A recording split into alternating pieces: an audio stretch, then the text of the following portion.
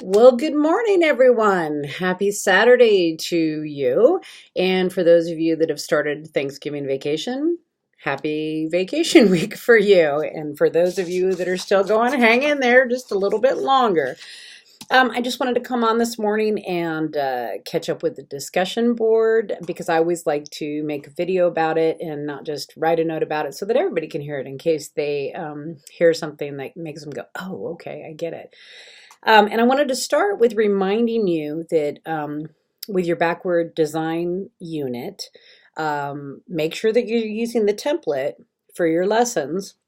It's going to be easier for you to create. And I was talking to Melissa last night about the unit, and just remember that when you are first practicing backwards design, and one of you talked about that in here, and I'm going to get to that in a minute, but when you're first practicing backwards design, um, it's easiest to do it with something that you're really familiar with. So, for your first lesson, for your first unit, it's easiest to do with something you're really familiar with. Maybe a lesson, a unit that you really, really love, and start considering, what you want as your end point, what's going to be the summative assessment that's going to, hold this entire unit together. So, you remember with backwards design, you're thinking end first and then how you're going to teach it. So end and then beginning. And so I found when I first started doing backwards design that what was easiest for me was to work it with something that I was really familiar with. Okay, so just remember that, and trying to create a whole unit in a week for this class is not something that any of us want you to do. We want you to consider what you're already doing and how you could improve on it for you. Because what you have to remember, and it's the one thing out of anything that I want you to remember in your master's program, is getting a master's degree is adding more knowledge, to your bank, basically, so that you can learn how to work smarter, not harder. And a lot of you talked about time and time constraints with any type of design, anything that you're doing at school. So let me go through this really quick with you. So building on that, Francie, you had talked about time constraints and just really struggling to get through everything and like meet all the lessons and the days. And, we notice that all the time. We'll always get some type of curriculum or new curriculum, and they've got like a planner, and you're supposed to hit this for 3 days and you're supposed to hit this for 5. But the problem is it doesn't always work that way in education. And we know this. There's a lot of things that happen. You might have a lot of absences on a specific day. You could have a rally. You could have a field trip. And the next thing you know, everything's thrown off. And more importantly, the kids might not know the concept as a whole, and you might need several days to reteach it. And so I totally get what you're saying about time constraints. And Christine, you also talked about how time consuming backwards design, backwards planning can be. And you're right. Districts don't always give us the time that we need. And a lot of times they want to make sure that, they watch us like they really want to make sure that we're doing something, and they don't understand. It's so funny. They're always quoting Fisher and Frey. And they don't understand that one of the things that Fisher and Frey speak to, and that everybody knows, is that you need time on your own to process things. It's not that, we don't want to collaborate. It's not that we don't want to be in a collaborative group. It's not that we don't want to work with like-minded people that want to improve on their practice. But sometimes we just need to be able to sit by ourselves in a calm and quiet place with our curriculum and figure out delivery, which John, you brought up. Teachers should be focused on delivery, and I agree. Okay, so those are things that we do struggle with in education. And Chris, you had talked about to Bobby. You both were talking about how connections are everything, and kids will want to work with you. I find that to be very true in all the years that I have been doing this. And I think I've already said this in the beginning of this class, that cliche, you can lead a horse to water, but you can't make them drink. Not true. You can lead a horse to water and you can make them drink if they trust you.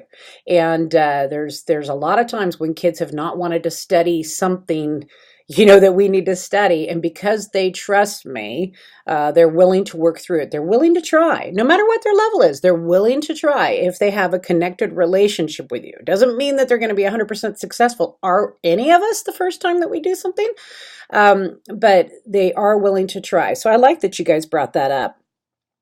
Kristen, you and Sam both talked about the power of working through this type of stuff together. And Sam, you brought up, working with people when your district had the mandatory, where you're all working together, and there were some people that, did not really want to be involved. And Kristen, I liked what you guys were both talking about because it ties in. When you can work with a group of people that really want to work on craft, want to be there, and aren't feeling put upon by their district.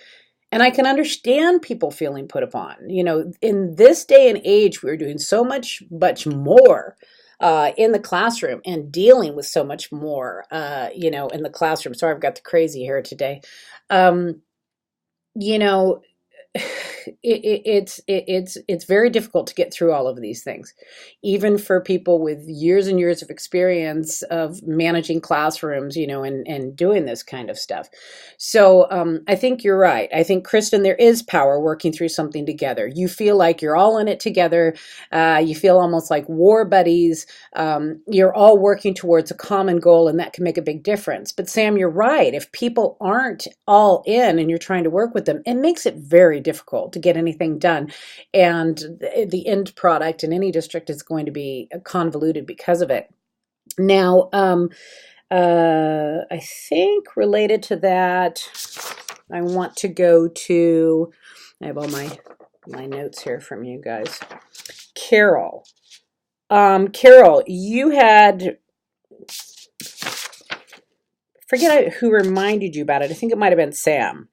You said that it was very important to know what, how, where you were going. And if you could have the greatest unit ever where kids really learned, but if you didn't have the correct formative assessment in place, or summative assessment, in this case, if it's the end of a unit, then the data is not going to support, what you've done and what you've taught. Totally agree. And that's becoming more and more difficult. This week on TikTok, which is a social media app where you can make a little video and add music to it. Chris Combs, I've seen you use that already. So on TikTok, a comedian had made a short TikTok video about Edgar Allan Poe, and about, the heart beating in the living room. And it was to a song. It was very short and it was very funny. I had so many of my alumni students send me that, not knowing that the other one had sent that. Okay. I know right away, all these years later, they haven't forgotten Poe. They haven't forgotten the story I've taught them. They get the humor, okay? They get the humor in the skit related to Poe, yet how would I support that as far as being able to prove that that they really know their work and they know their standards and they know what the district wants them to know. Obviously, it's ingrained, which as a human being and a teacher is what I want them to love literature and love what I've taught them so much that they carry it with them the rest of their life. However, that's not a standard in the district, so we have to figure that out. Now, you guys were talking about, so Carol, I like that you said that you were happy that you were reminded that the what and the how is so very important, because it is. Okay, let's see. Jennifer, you had talked about backwards design, takes practice. And once again, John, delivery and, should teachers be working on content curriculum? And once again, with backwards design, you should already have the content. You should have the curriculum already. And the backwards design is how you are going to deliver it in a way that's going to support your, your end product, what you want the kids to walk away from with that. Okay, let's see if I got everybody on this side. Oh, Jennifer D., you had talked about I can statements. I love I can statements. We see that a lot at the elementary school, but I've been using them again in my high school classroom because I find with the high school students, if I put up a big, giant learning target, they're not reading it. But if I put up an I can statement. I can summarize this chapter of Catcher in the Rye. I can identify three themes in Catcher in the Rye. If I do things like that, it's easier for them to see it more like a grocery list of things that they're checking off. I hate to put it in such simplistic terms, but it's just easier than trying to decipher a giant learning target, especially if somebody walks in the room and asks them that question. A lot of times guest visitors don't realize that, the kids get nervous and they get nervous in public speaking, and then trying to, go off on a giant learning target on the board. It's easier to do the I can statements. And I think they're already familiar with that now from elementary school and middle school. So it's just an easier way to carry it on. Okay, a lot of you talked about aims, targets, goals, those types of things. And Roberto, you put it into really great words, and several people commented on the way you said that. But I think the easiest way for me to think about it is actually thinking about like target practice, like a gun, just like they're talking about. Your aim is looking to where you're going to aim. Okay. It's big. It's like, okay, what am I aiming towards? Okay, I'm aiming towards that target. Okay. Your goal is it's still broad. Okay, your goal is it's still broad. So you're aiming towards a specific target. It's where you want to go. Okay.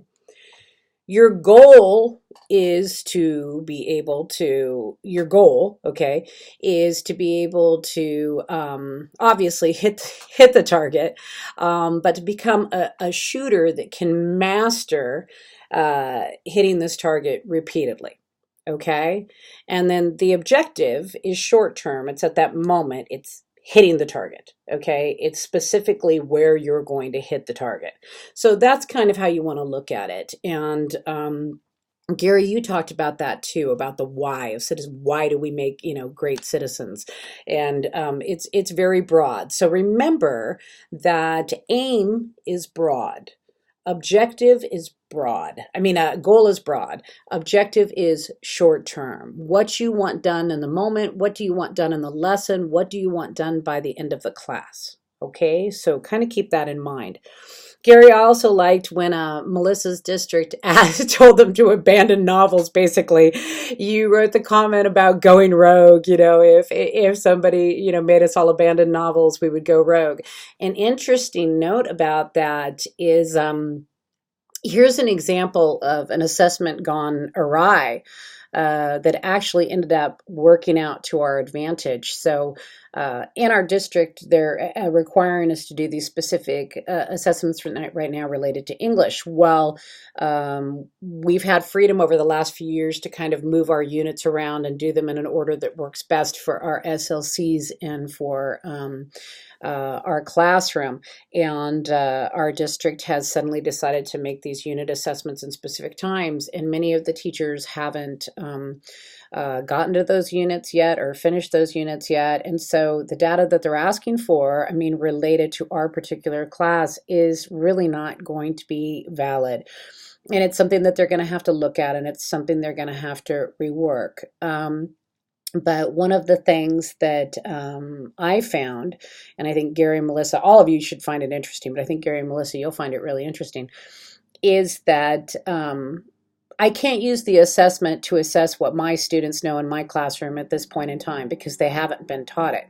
However, to make lemonade out of lemons, I am able to use that assessment to assess what they know from their past classes and what I need to hit on more, what my aim needs to be for the year, my goals, and therefore set my objectives.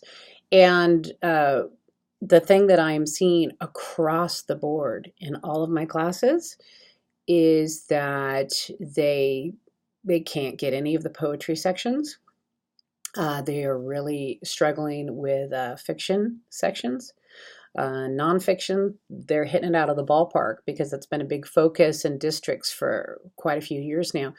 But poetry and fiction, horrible results. So something that I'm going to need to work with them on. So luckily, I don't have somebody that's telling me to abandon novels, so I don't have to go rogue. But I do know, but I would, and I do know that I'm going to have to spend more time on this, and so that's why I started the year actually with a novel, and we're going to continue working through that and some poetry. So I just thought you would think that was interesting. Let's see. So, well, I basically hit on, because Dally, you were talking about how people were tossing those terms around, interchanging them and not realizing that there were specific definitions for that. So I like that you brought that up, because this happens a lot in education where one person kind of hears it. It's almost like that game telephone. They hear it from somebody who doesn't have it quite right, and then it gets convoluted as it gets passed from person to person or department to department. So it is good that you guys have these terms in this class specifically, especially for your master, so you can go back and you can educate people related to that. Not in a know-it-all way, but that you can share with them. Jonathan, you had brought that up as well. Aim at the target, goal, okay, and then objective, where to hit it. And then the goal would be to be able to repeatedly hit it again and again and again. Felicity to Francie, you were also talking about aim and target.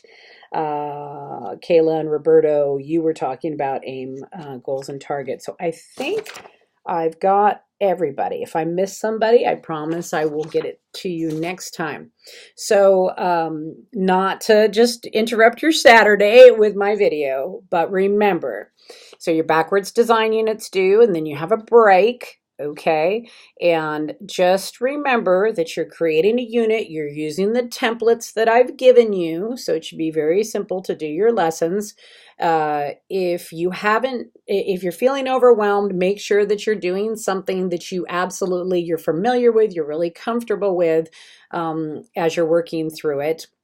And then just remember that the aim is the broad idea, why we're doing things. The goal is what we would like to accomplish. And our objective is to make it happen. Basically, how are we going to get our kids to say, I can? Oh, there was one other thing that I wanted to talk about very quickly. I'm sure you're rolling your eyes right now, but it was, oh gosh. It was related to Francie and time constraints and trying to get through all the lessons. One of the things that my partner and I do together, she's 10th grade English, I'm in 11th grade English, and we like to vertical plan, and we're in the same SLC, we like to vertical plan a lot, is that pick and choose standards that we're going to hit. Because a lot of times when the district gives you a curriculum, and then you're repeating, different units in the curriculum, you're hitting the same standards again and again and again, and you're missing specific standards again and again and again. So you have to sit down and you have to have planning time, just like we talked about, but then pick and choose the standard and make sure you hit it, and then you can return to it as needed. Okay.